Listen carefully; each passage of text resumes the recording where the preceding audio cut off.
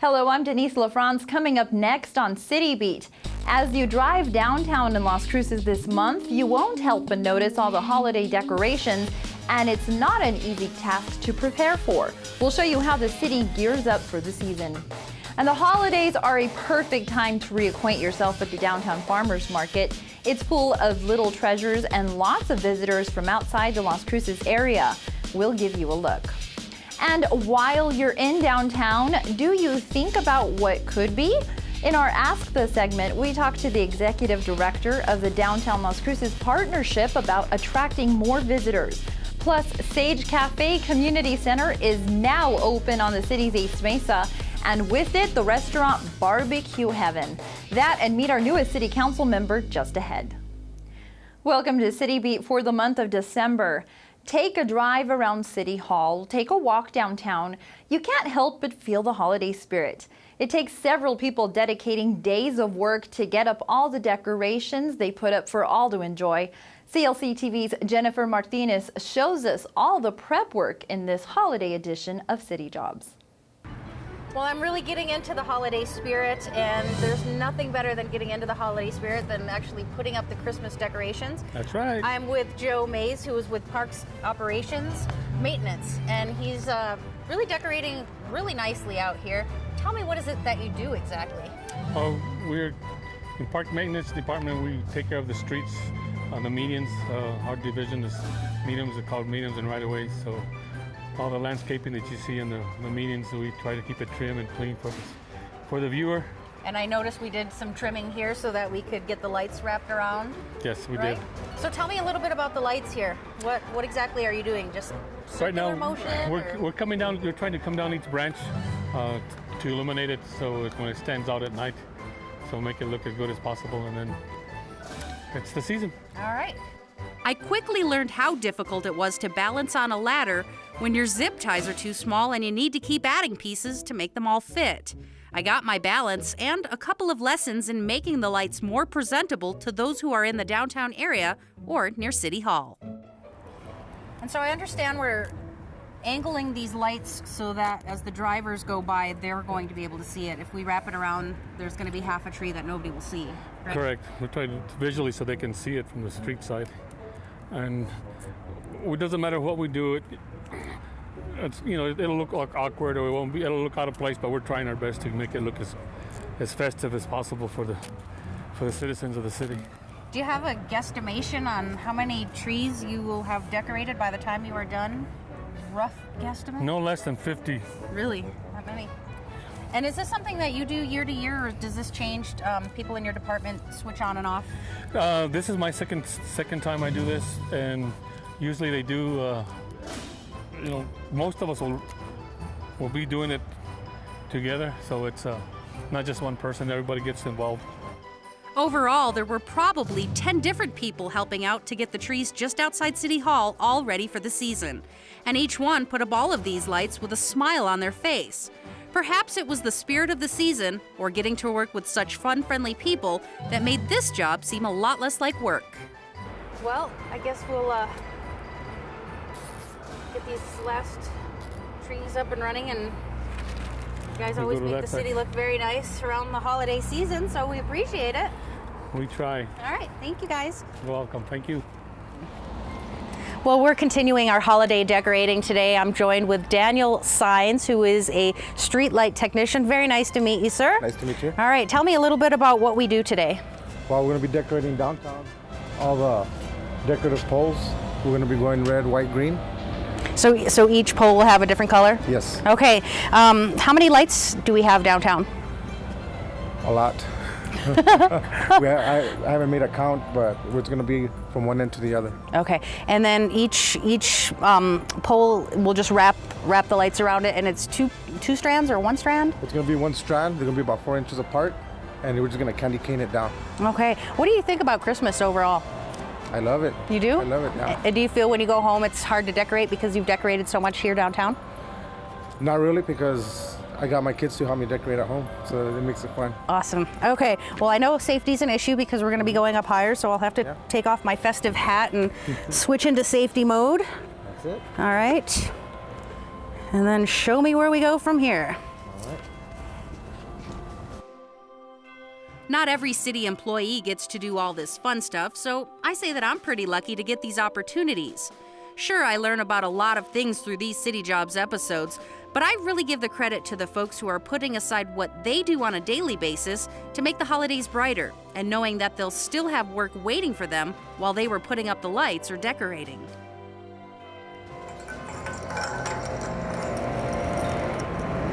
How many people normally do this? Or do you do all of them downtown? We'll do all of them, me and my partner. How long does it usually take? We're hoping to get one side done today. You want to grab that and leave the rest of it? And so these are plastic, right? If we drop them, we're we're okay. They're not going to shatter. We'll Or just pick up again and start when we leave off. Okay, now if you want to pull the safety off here. Okay, pull it out. And push it in. Pushing it. Yeah. Okay. Yeah. Go ahead and pull it. Okay. Now you're gonna press this button again. Okay. Now do the same thing. The opposite will take us down. Oh my God. I don't know if I want to do this. You can just take it slow. I thought I did. That'll work. And so we just have, what, a few more feet left of lights? Pole and light. And then we have, how many would you guess? About 25 left more to do down this street? About 25, and then we got the other side. All right, so I guess we have a lot of work to do. I want to thank Daniel for doing this with us, showing me what you do. It's been a pleasure. Same here. All right, Thanks.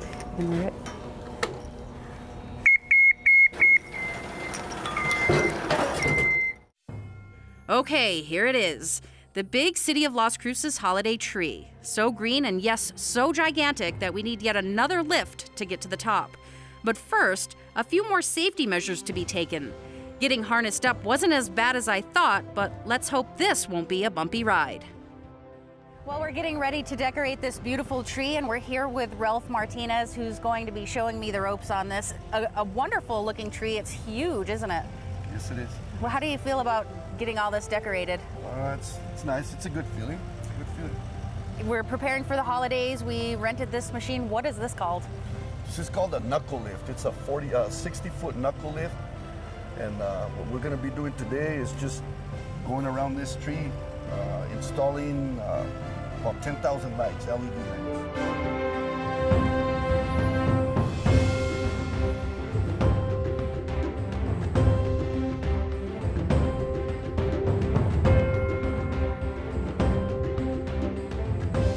This was a little higher than I originally anticipated. You can see from the helmet camera just what it looked like from up here. Every piece needs to be taped up together? We tape them just for so moisture won't get in there. You know, if it rains or wind, it starts blowing, they'll come apart. So now on the top part here, we're not tying it down? No, you don't tie them down. All you do What if the wind blows them around? Nah, they won't. Just kind of wrap them. You can wrap them around the branches. Is what we do.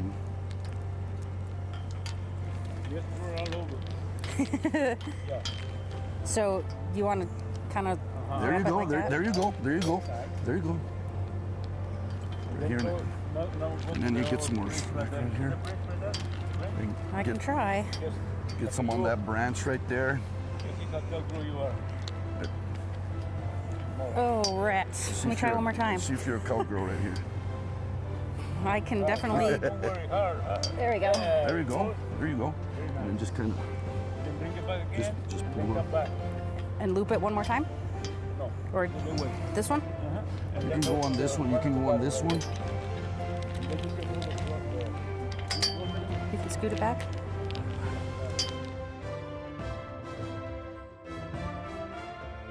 So around the tree, our all-day event continued, getting each section of tree covered with lights, thousands of lights, all over the city. And once they're all lit up, it truly is magnificent. It's interesting to see how much work goes into decorating the city for the holiday season and how different departments work together for the common goal. Well, after hours of decorating, the city looks great and the employees here wish you a great holiday season. And remember, if there's a city job that you'd like to learn more about, contact us at clctv.com. Thanks, Jennifer. Most city employees will be off on Christmas Eve and Christmas Day. Later in our City Minute update, we'll show you which offices and services will be affected by the holiday schedule.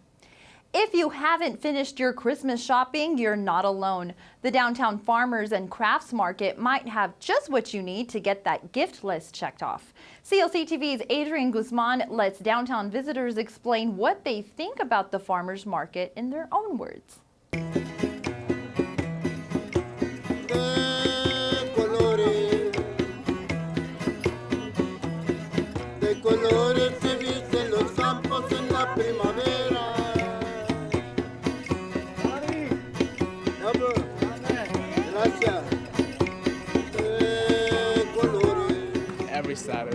Every Saturday I'm here all day.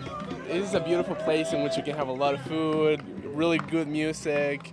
The people are very lovely.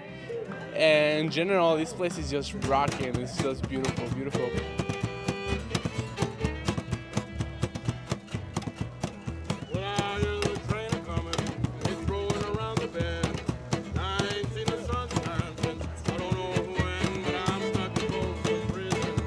Well, this is a highlight of our trip. We like to come for 10 days to Las Cruces, and we make sure we're on 2 weekends so we can come both times. So we were here last week too, and we buy our little trinkets and we go home with them.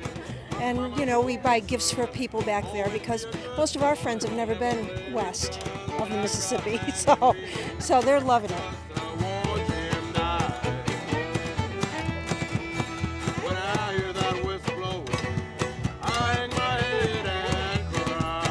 They really like the homemade quality of it and the individual creativity. I mean, you can't find a lot of the things that we have here.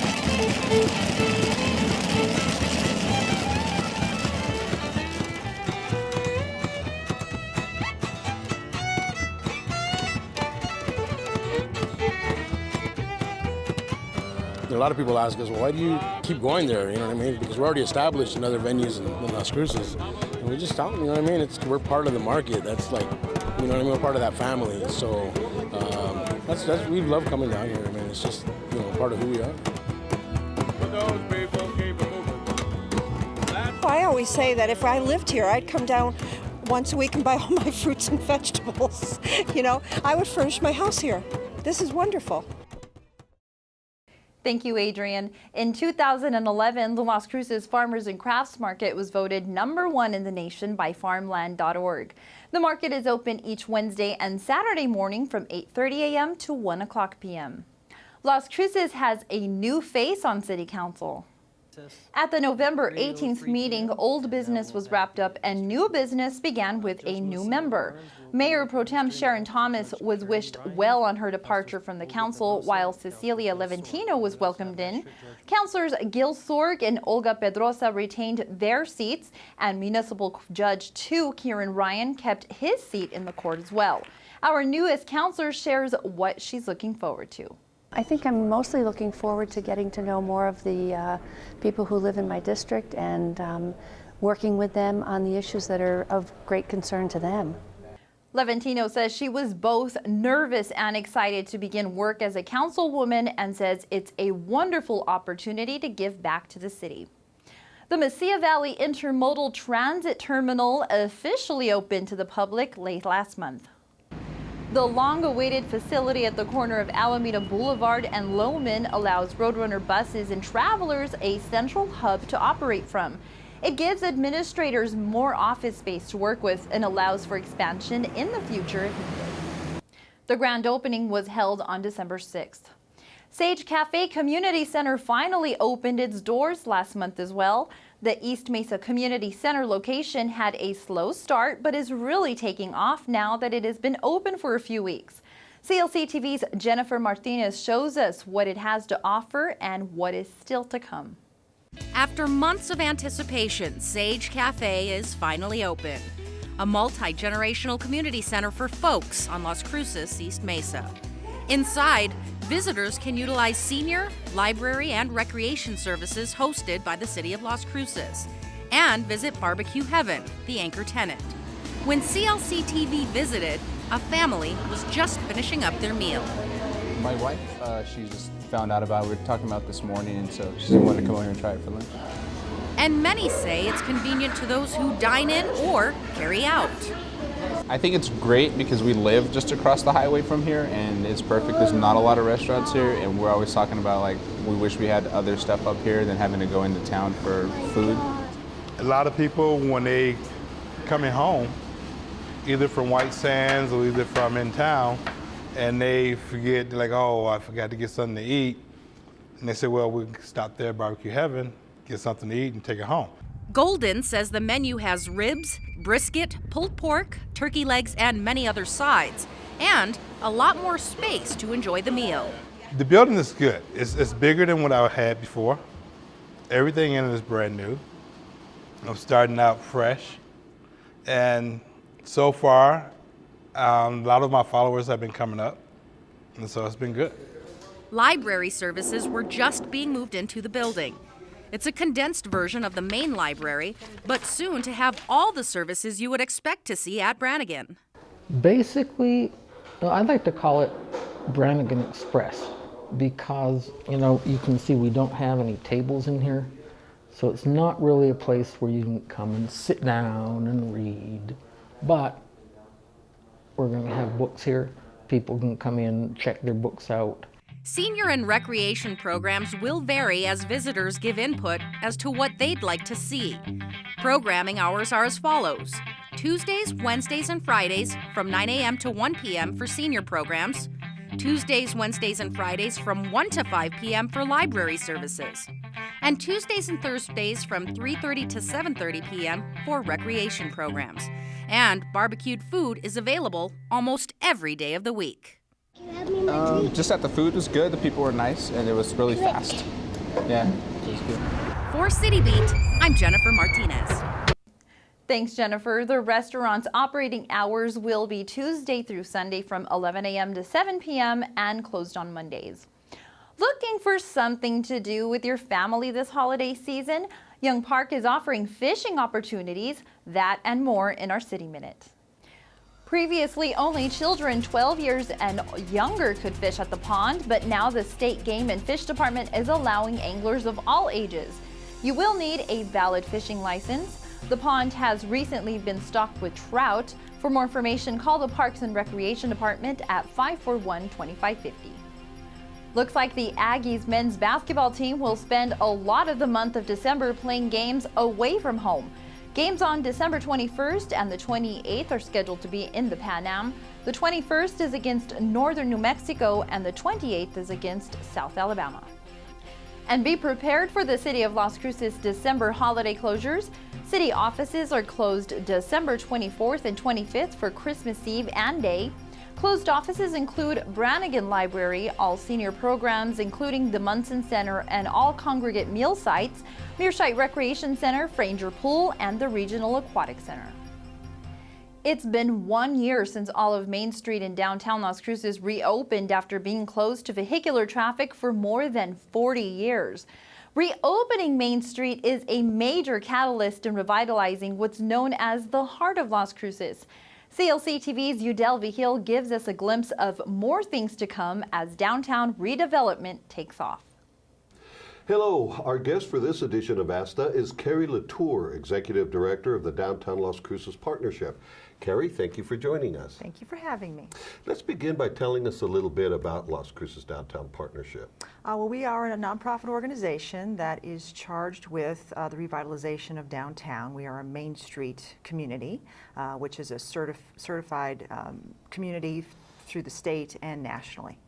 And what does that bring to the community, having those designations? It helps bring us resources from the state.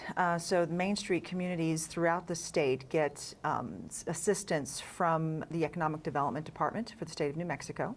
And we get technical assistance. We are able to visit each other's main streets and learn from each other within the state of New Mexico. And it's a really popular program for New Mexico. Well, terrific. So it's a great networking opportunity with other communities. Terrific. Well, it's already been a year since Main Street opened. in downtown Las Cruces. How important has that been to the revitalization efforts? It's really, for me, it's when everything really was able to start, because it was very difficult to market the street when it was closed. And it was hard to justify for a business to come down when we didn't have the traffic count, which is why the businesses dried up when they turned it into a pedestrian mall 43 years ago. So it's been very important to have that street open and be able to tell people that we don't just get traffic on a Saturday when the market is open. We're getting traffic now 7 days a week, and it's been great. Terrific. Now, along with the opening of Main Street, we're in need of a civic plaza. That's right. What would that do to enhance efforts downtown? That would allow us to have more events downtown so that we wouldn't have to close the street every time we have an event. That's been challenging, and so it would give us more space that we could use. And we have a lot of organizations and a lot of stakeholders that want to be able to use downtown now for their different events, and so it would really help us to have a plaza. And most communities in New Mexico have one. That's right. We're the second largest city in the state, That's right. and one of the few who doesn't have one. That is correct. And I think the community is definitely behind it, and so we're still working on making that happen, and we're not going to give up. All right, terrific. Now, we do have some restaurants downtown, or there are places to eat. What efforts are underway to attract more eateries in the area? We have visited local restaurants to see if they want to open a second location. We have visited other locations in the state of New Mexico and into other states to see if they would be interested in relocating. It's a process, and it's going to take, like we said, the street's only been open for a year. And so as we get more traffic and I have more events downtown, people start taking notice, and that'll be the catalyst, I think, that gets businesses interested in relocating. So it's just going to take a little bit more time, but we have a list of properties that are available, and we work with the property owners to sort of bring potential clients to them. And that's what we just keep doing. We're not giving up, and we are talking to restaurants and businesses all over the place. I'm sure a lot of people are happy to hear that. Yes. One of the things I hear a lot about, and I'm sure you do too, and other people, is how nice it would be to have a bar, if you will, downtown, Right. a place that sells alcoholic beverages. What efforts are underway to try to make that happen? Well, there's a misconception that it's difficult to have alcohol downtown, to have a bar downtown, because we have churches and schools close by. But council can make exceptions, and we can get alcohol downtown. It's not something that's impossible to do. We already do have restaurants that have liquor licenses down here. We are also exploring the idea of talking about working with the legislature, the state legislature, in creating some options for people that currently hold full liquor licenses. And if they want to expand into a Main Street community anywhere in the state, could they get a discounted or a satellite license at a discounted rate? That would be an incentive for someone who has a full liquor license to then have a second location in a Main Street community somewhere in the And that's great, and they wouldn't have to pay, I assume, the full cost of a whole liquor which is license. very costly. So, but again, it's something that's in the just the beginning stages, and we haven't really explored it fully. We're still getting input from Main Street communities around the state and working with the Department of Economic Development. Is there anything that they can help us with? So we're still exploring it, but it's an option. Okay, and this ties back to what you were saying at the beginning about the resources being available with these designations. So Right. hopefully together we Right. can make this happen Right, statewide. not just for Las Cruces, but for the entire state. But if the other Main Street communities weren't interested, then we would explore it on our own. Okay, very good. We've already been getting events downtown, or a lot more events are coming to the downtown area and beginning to attract people down here, which is what we want to see happen. Right. You've got Salsa Fest and the first ever country music festival Right. that we had last week. What else do you have in the works, or do you anticipate coming to downtown? Well, we'd like to utilize La Placita a little bit more, which is that space that is right next to where the Main Street Bistro will be again, opening in January. That's a beautiful space that I think that we could probably utilize 2, 3, 4 times a month, and we haven't been. So I think that needs to happen, and we've had some talks with other organizations that might be able to use it for stuff. We're also looking at expanding Salsa Fest so that it's not just one day, it's 2 days, to try and bring in some salsa dancing and salsa making. Nice. And sort of combine that. Partnering with other organizations on their events and seeing how we can just expand them and make them better. For instance, the Country Music Festival is also happening when we have our Avenue Art competition on the last Saturday of April, and we're talking about maybe making a theme that ties into what the Country Music Festival is doing for the artwork. And so there are just ways that we can work with other organizations and encouraging other entities to use downtown as a venue for their events. And let's not forget the Farmers and Crafts Market that you touched on a little while ago, one of the biggest in the nation, and certainly growing in popularity. Right, and we've been talking with them all year and finding ways that we can help promote what our organizations do and how we can share in advertising and things like that. So it's been really productive. Terrific. Carrie, anything else you'd like to add about your organization or your efforts to revitalize downtown? Come downtown. Come on down, right? Support us. Come to our restaurants. Come to the Art Ramble the first Friday of every month. Come to the Farmers and Crafts Market. Enjoy the museums. We are the cultural center of the community, and we are the heart of Las Cruces. And the more people that use it, the more likely we'll be able to get businesses that will relocate downtown. All right. Very good. Carrie Latour, Executive Director of Downtown Las Cruces Partnership. Thank you. Thank you, Del. Thank you for joining us. Appreciate it. Thanks, Udell. That's all for this episode of City Beat. Remember, tune in for live City Council meetings right here on Mondays at 1 p.m. Plus, all archived videos and programs can be found on clctv.com. Plus, don't forget to like us on our Facebook page. Thanks for joining us. I'm Denise LaFrance.